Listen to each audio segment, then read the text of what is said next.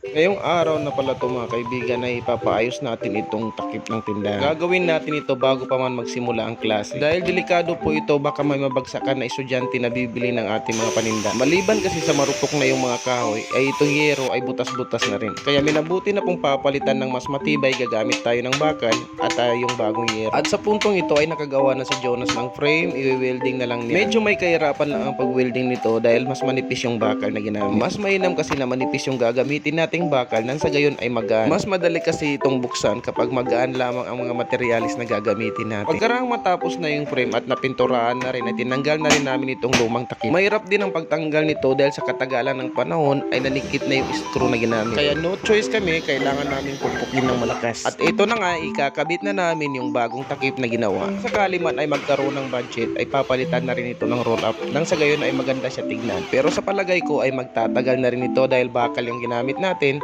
at pininturahan natin bago natin ikinabit. At yan, natapos na rin natin yung pagpapalit ng takip nitong tindahan.